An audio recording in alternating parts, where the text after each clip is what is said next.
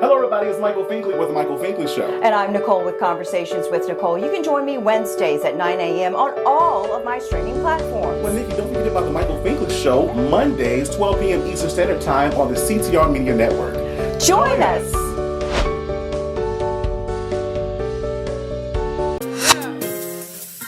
How's it going, guys? It's Justin Stephen Ford, author of the diverse picture book I See Me, and host of Just in Time for Storytime on YouTube. And you are just in time for the Michael Finkley Show.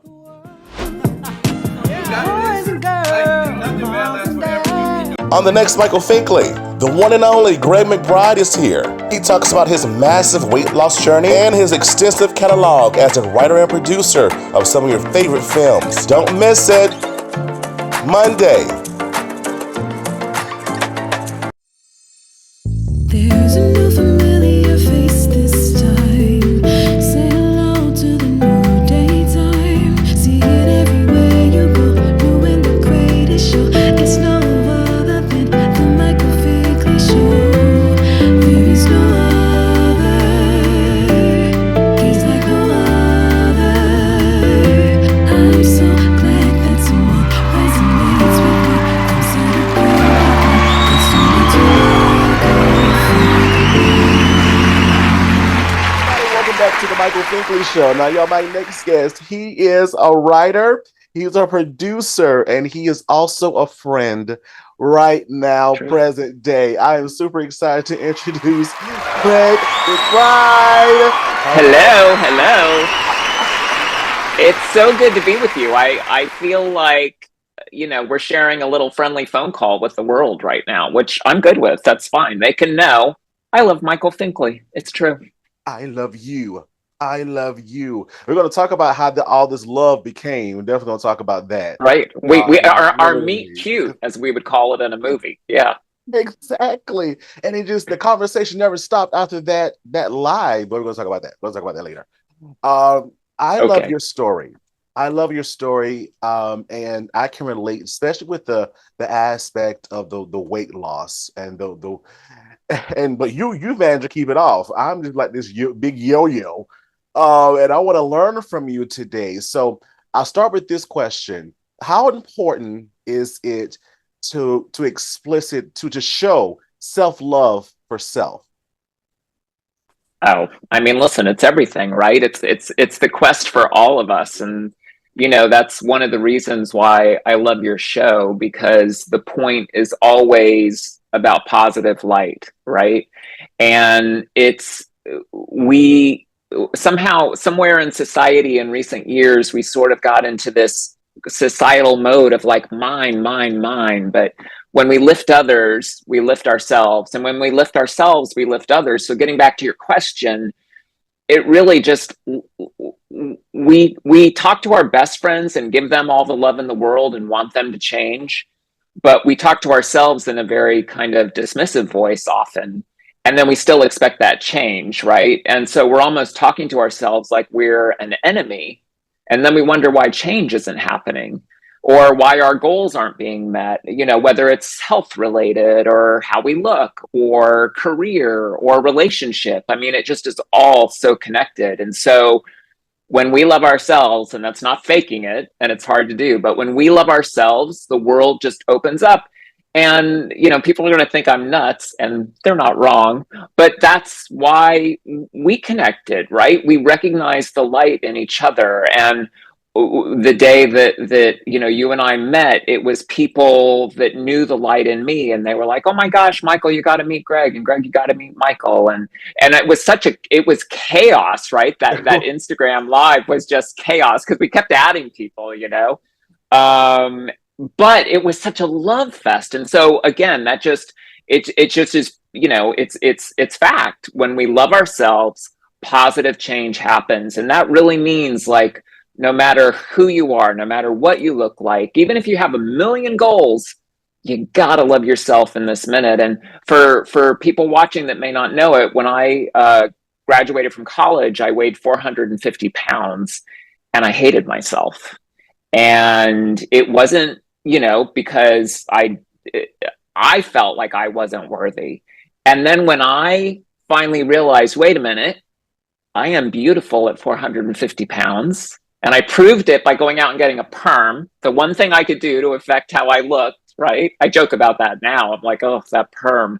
But I recognized like, oh my gosh, I was near suicidal at that point. And the fact that I had enough love for myself to go get a perm, and that was the shift. And then once you start loving yourself, positive change can happen. And, you know, we are a society of differences, and those are all to be celebrated, right? We're not all meant to be the same size, but we do want to be healthy. We want to love ourselves. We want to put that out into the world. But if we can't give it to ourselves, we can't expect to get it from others. You're so right. Oh my gosh. It's, I guess, the relatability again, as you were talking, you know, and I've never admitted this aloud before. So you will be the first one ever hearing this in this stage in my life, because I have battled my weight for so long. I don't like the way I look. I literally despise my weight. I literally do. And I know it's all mental. I know it's all mental in the sense of, you know, you have to start from somewhere, you have to continue, you have to be consistent, but that's hard when you're juggling so much in that right. And so that's why your story is just so inspirational to me in that light. Can we go back to that 8 pound, 6 ounce little boy that you Oh, you once did your were? research. Yeah, I mean, listen, that's the thing, right? Like I lived through some really dark years. I had very abusive parents. Things were dire, you know, and I coped by eating. I rebelled by eating. My parents were literally, they were so embarrassed to have an overweight child. They locked food up. You know, cabinets in our kitchen literally had locks on them. And so at a very early age, I started stealing money from my dad's wallet when he was in the shower. And I wasn't out sneaking out buying beer. I was buying ice cream. And I would like wrap tinfoil around it so maybe it would last in my room for a little bit. I mean, I was just obsessed. And really, that darkness then led to a place where once I went off to college, even though I didn't have the extreme abuse from my parents, and we all have those histories, right? We all have stuff that is weighing us down mentally. But once I went off to college, it took me several years, but I realized, wait a minute. It was like I said to my parents, here, give me the football and I'll run with it. I can abuse myself. And the mental abuse that I was telling myself, that, you know, I didn't fit in, I was ugly, nobody liked me, and all this stuff, I didn't like me.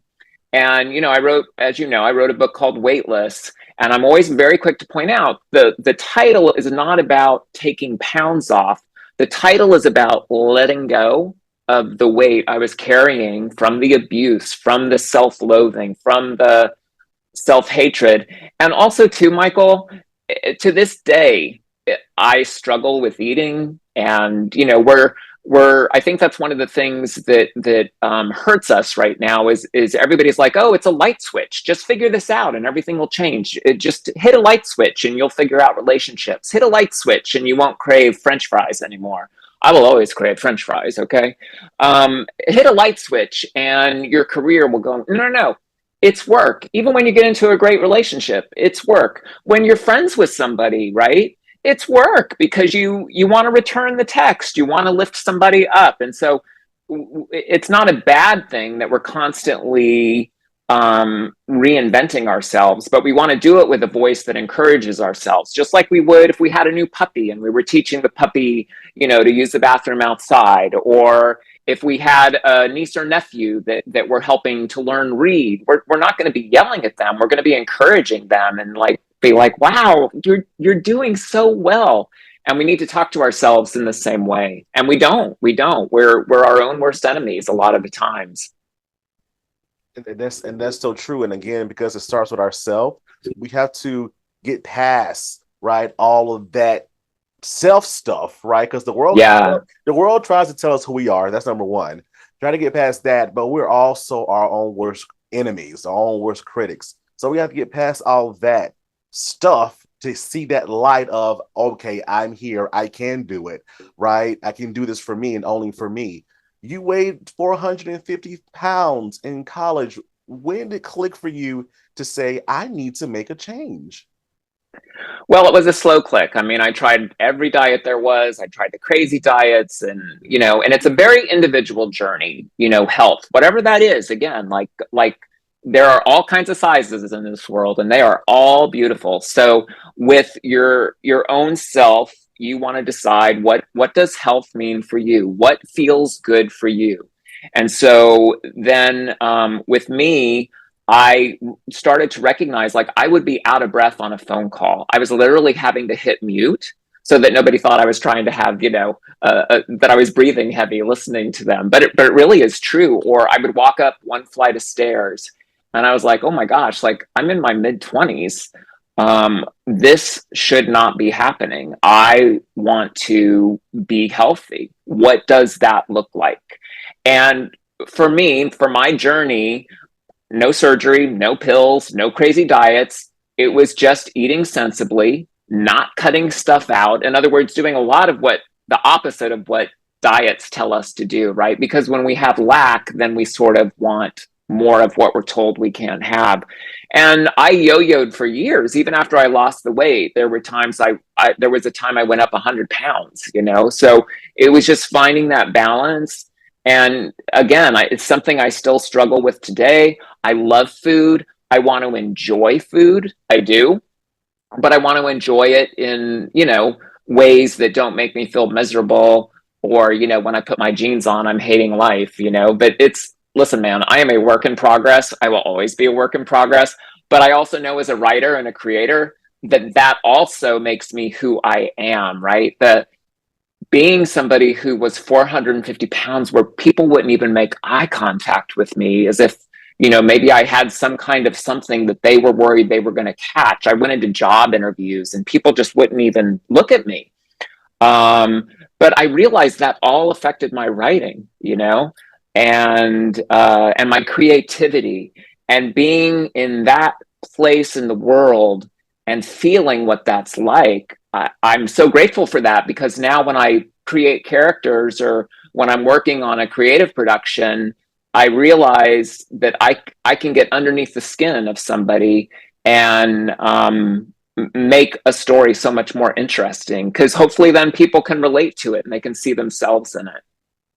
Wow, I never would have put two and two together, though. That affecting your creative being, right? You in this part of your life, that may affect this part of your life. I never put two and two together. So when you decided to change yourself and your being, you wanted to help others as well. So you have books under your belt too. Can you tell us about them? I do. I have books, and I never shut up, as you're realizing. You're like, oh, our interview's over, and he just gave one answer. Yes, I do have books. The first book I wrote, I self-published, called Just Stop Eating So Much. And it's a little bit more of a traditional diet book. And I tried to write it with a sense of humor. I mean, I try and approach all life with a sense of humor, because it makes it easier for me. And I think others too, if we're laughing, even as we're crying. But one of the points of that book was that you don't have to restrict yourself. You can choose to have a salad at this meal and a salad at the next meal, but then maybe later, you're going to have a more enjoyable meal. Again, it's about balance. It's about exercise. It's about, a lot of people don't realize necessarily that it's about drinking enough water. It's about getting enough sleep. Those two things are just as important to, our health. And it's also about peace of mind, right? Where's your mind at? Where's your mind at?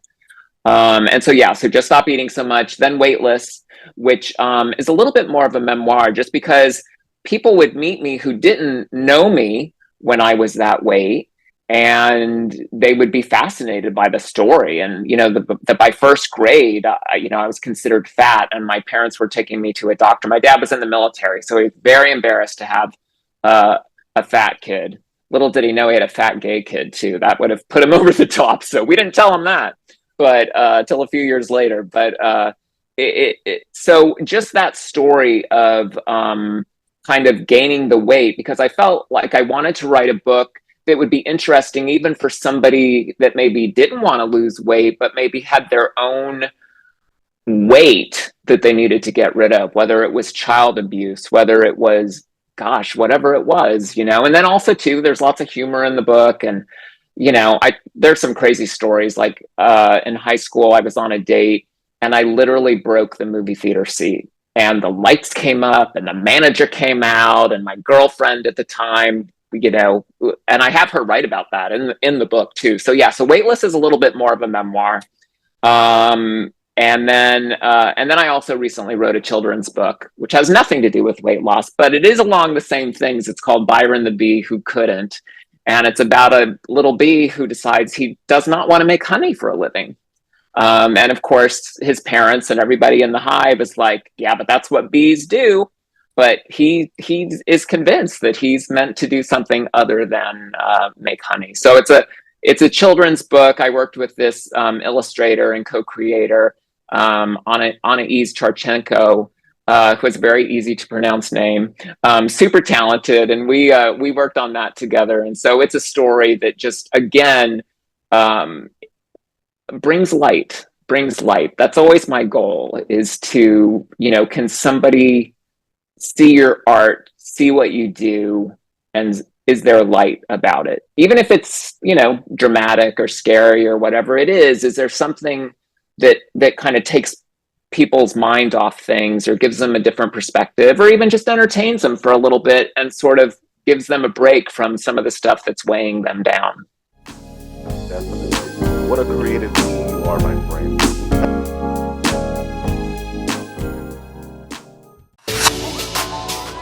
I'm Tanya Pinkins. I play Marie Willis on Tyler Perry's Sisters on BET, and you are watching The Michael Finkley Show.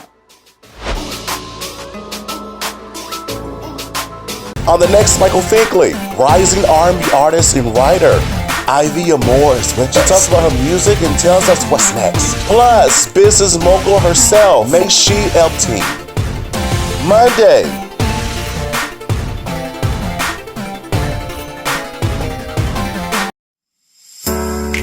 Hello everybody, it's Finkley from the Finkley Experience. We're an educational consulting firm that specializes in first generation education. So we assist students with their college and career endeavors.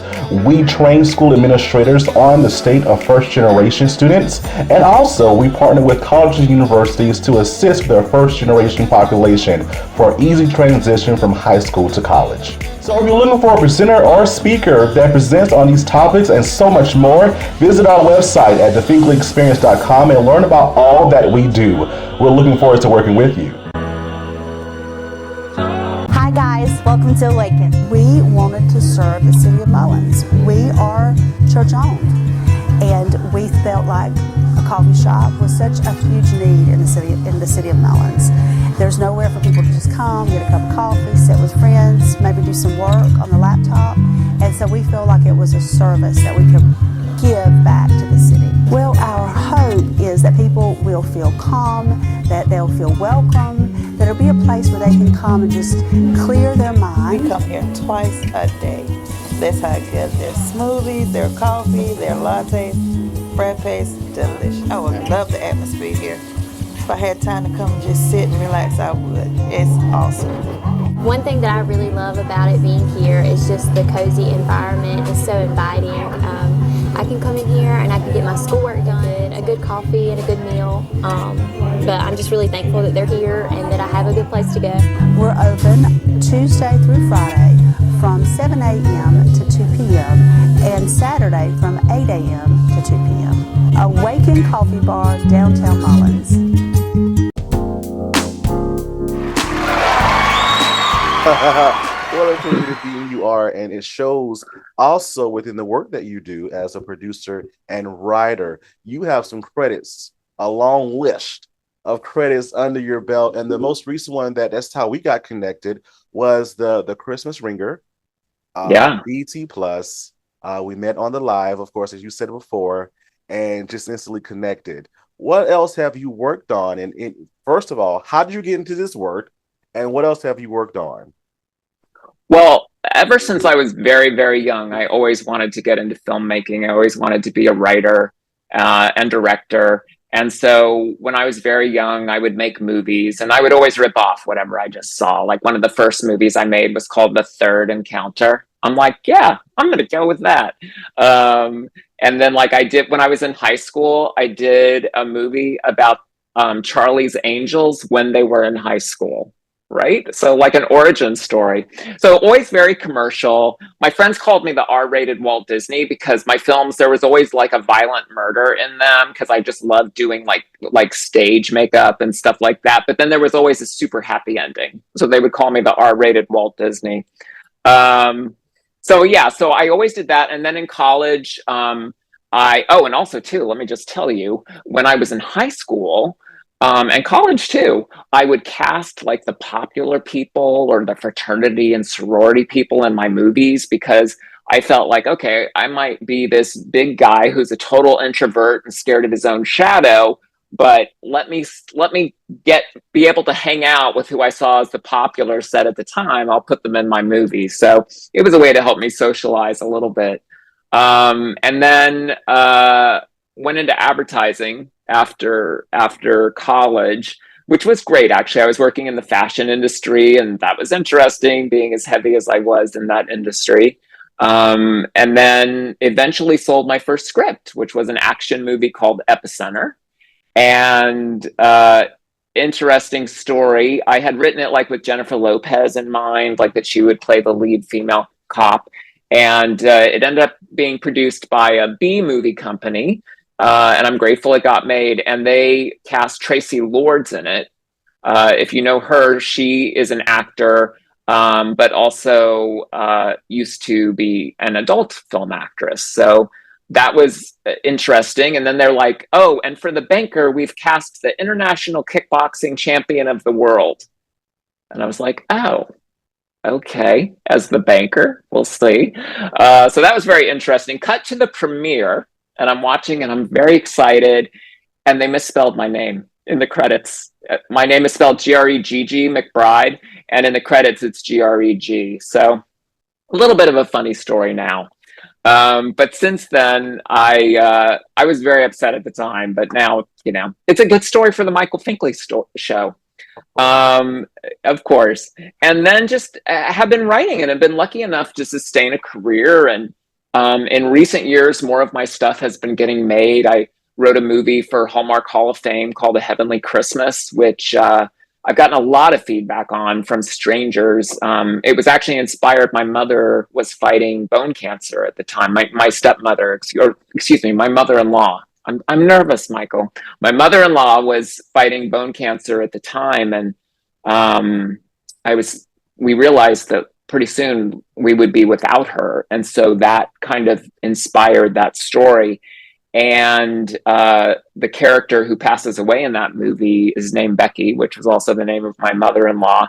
But I got a lot of feedback from people who, you know, who saw that and kind of reconnected with hope. And it just really moved me that, you know, something, again, that was total entertainment and ended up starring Shirley MacLaine, which was just crazy.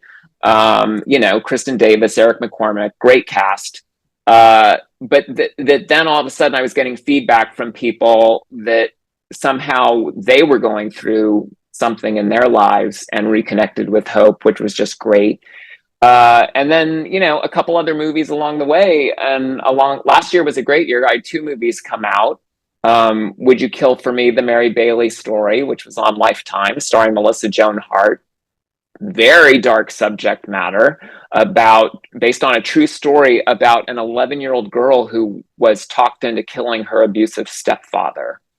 And that scared me, actually, to do something like that, because again, it's like, where is there light in this story? Like, I just didn't want it to be train wreck of the week. And also, too, I was introduced to the now grown woman who did it. And I wanted to, I knew I needed to fictionalize her story a little bit, but I never wanted to lose respect for what she went through, especially also being a child of abuse.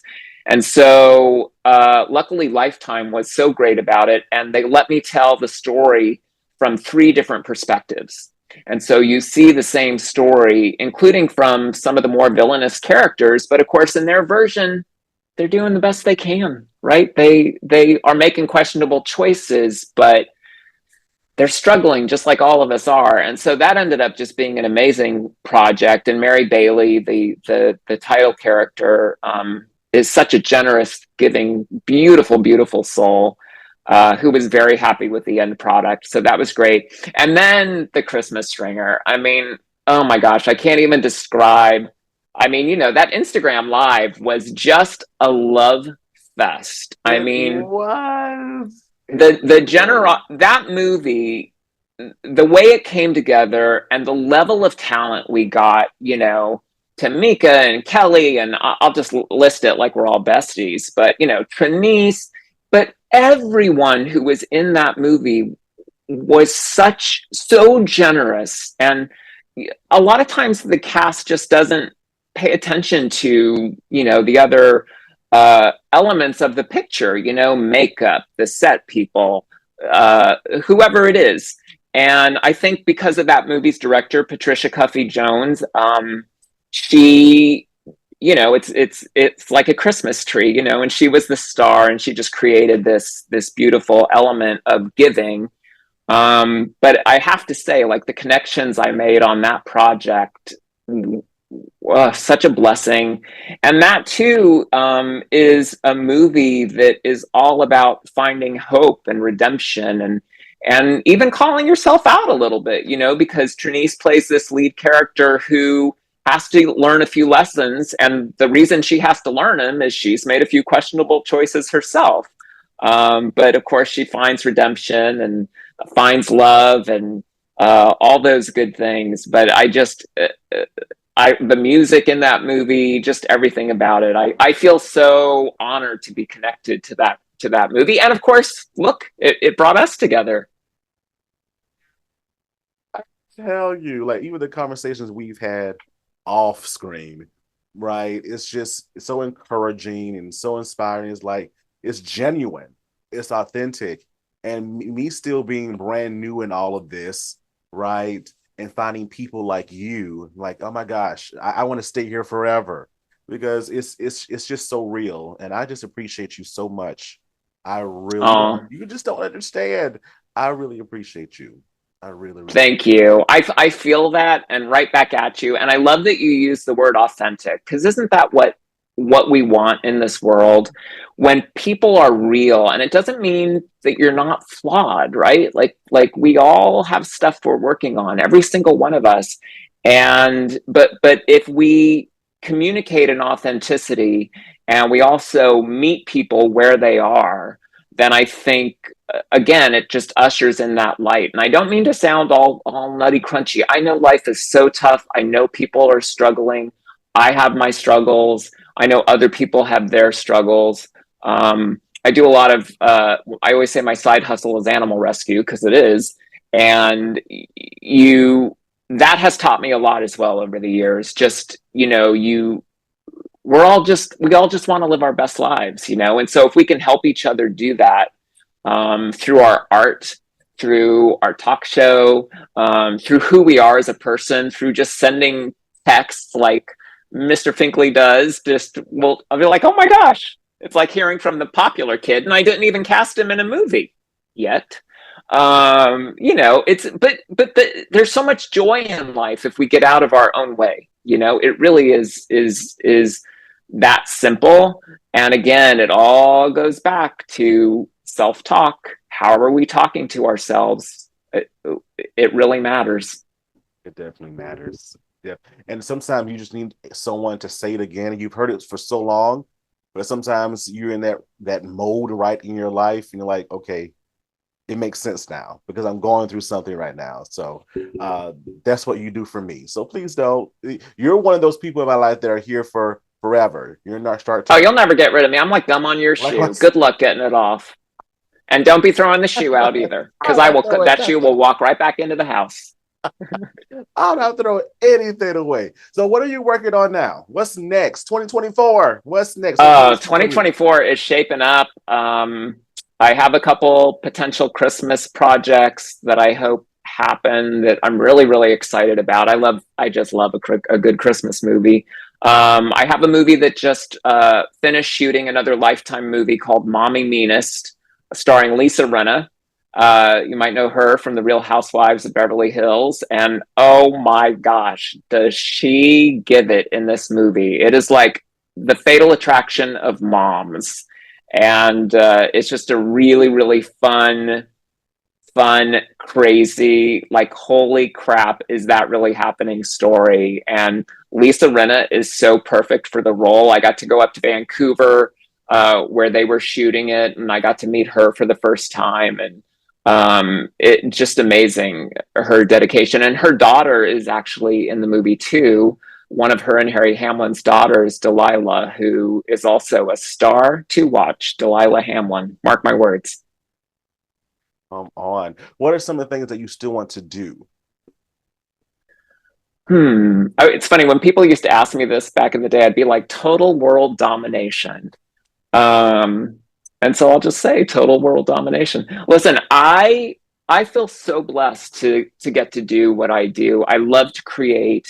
When I first moved to LA, I hadn't sold anything, had really taken the gamble, left a very lucrative advertising career behind.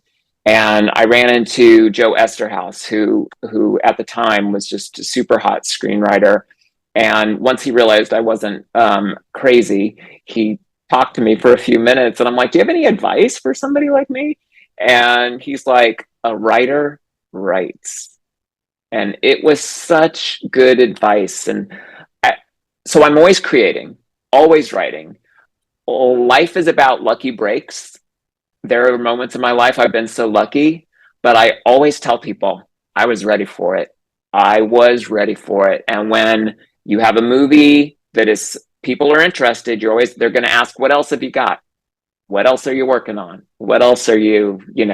And so for me, I'm always creating, and that was really good advice. And I think we all know people, I've been this person, who talk about, oh, I want to do this, I want to do this, I want to do this. What are you doing about it? Just telling you I want to do it. Okay. So it's I want to just keep creating. I love to tell stories. I have a couple things percolating, a few favorite scripts, and I hope, knock on wood, I have a horror movie that is about to go into pre-production, and it is going to be a nail biter. So I'm really excited about that, which is sort of funny, right? Like, I'm like, oh, love and positivity, Christmas movies, and then here's this horror movie. But it's just a crazy story, good twist, and I love a good horror movie. I love something that can make me not think about anything else for 90 minutes, except if I locked the front door. That part, yeah. Mm-hmm. That part, yeah. Yeah, exactly. So I just want to keep creating and be open to things. And, here I am with you. And I love that, we had our little text messages this morning, and that it's just about lifting and light. And so where can we put light in the world? And again, it's going to come back to you. It really, really is. Like, I can't even tell you the level of love that I got from the cast and the other producers and the director of Christmas Ringer, just to bring that up again. Like, it just people meet you where you are. And it is a tough world we live in right now. There's just a lot, right? The news feeds and our own personal stuff. So, but people are looking for light. So if you're kind of putting out your best, people are going to find you, and you're going to get their best as well. And again, I'm not negating what anyone's going through, man. It is tough, but if we can create, if we can lift each other, if we can be part of the solution instead of just part of the complaint factory, then we can, turn it around and just, again, when that lucky break hits, we're ready for it. Gonna be ready. We're definitely Oh my God, that was like a remix. That was so all over the place. Anyone watching this, do not play that back, because you're gonna be like, that guy's crazy. And they're not wrong. That's right. I A little love bit of it. crazy is good. I love it. I love it. So from one creative being to the other, you've been doing this a long time, and I've been doing this show for only a short period of time. What advice would you give this new creative being? Oh, keep doing what you're doing. I think productivity is key when you're trying to increase your footprint on the planet, you know? And I love that there's always new content. And like, I even love your posts like that you do for Black History Month, and that, you know, something isn't necessarily tied into a direct show, but you're lifting voices, you're reminding us of this, you're helping teach some of us about things.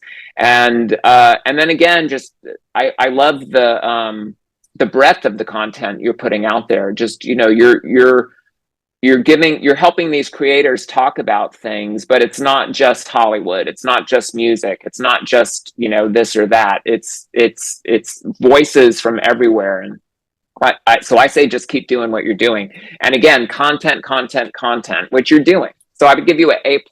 Not that you asked me to grade you, but I'm going to anyway. A+. Got an A+. I got an A+.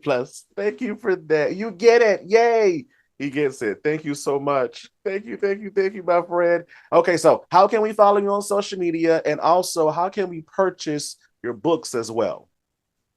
Well, the books are on Amazon, although I will tell you, waitlist. I specifically chose a publishing company that had made sure that a lot of copies of the book were going to be in libraries. Mm-hmm. So if every now and then the book goes on sale, so you could watch for that. But you can also call your library and see if waitlist is there. But otherwise, you can look for stuff online. You can follow me, Gregg McBride, Gregg McBride, McBride, one word. Don't forget that extra G, unlike the producers of my first movie, okay? Don't traumatize me. But yeah, you're welcome to follow me. Although I'm telling you, it's a lot of animals, a lot of ducks. I'm doing a lot of work with ducks right now. Kittens, puppies, that sort of thing. And then, you know, the occasional movie star thing, which is fun as well. So yeah, I love interacting with people on social, and if anybody wants to check out the books, they can do that. And then watch out for Mommy Meanest coming this year, and more stuff as well. And also, too, you can watch Christmas Ringer on BET Plus right now. You can rent or stream Would You Kill for Me on Amazon Prime or Apple TV Plus. So you might want to check those out, too. Check them all out, Think Fam. This is my friend. Check him out. Check him out. I thank you so much again for being with us, and just continue to be that light in the world and for me.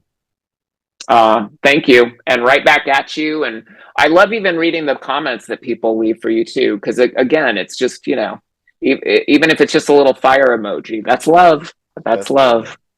That's love. Thank you, friend. I appreciate you. Thank you. It's such an honor to be here. Really. Thank you. Oh my gosh, I'm not gonna cry. Okay, Think Fam, don't go away. Back in a moment.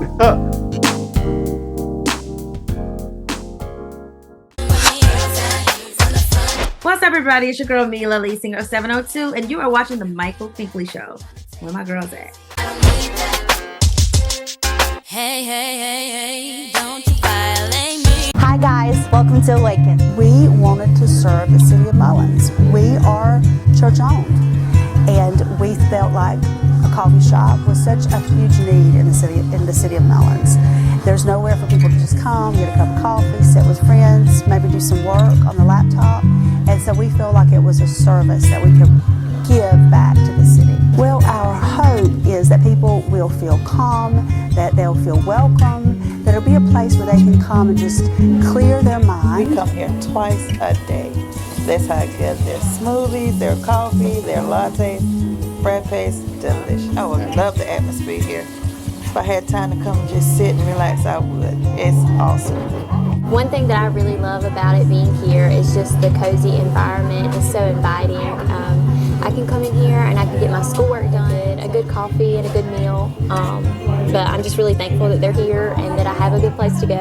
We're open Tuesday through Friday from 7 a.m. to 2 p.m. and Saturday from 8 a.m. to 2 p.m. Awaken Coffee Bar, downtown Mullins. Gary Kazanoff, the producer of Mortal Kombat, and you are watching The Michael Finkley Show. And pay attention because it's great.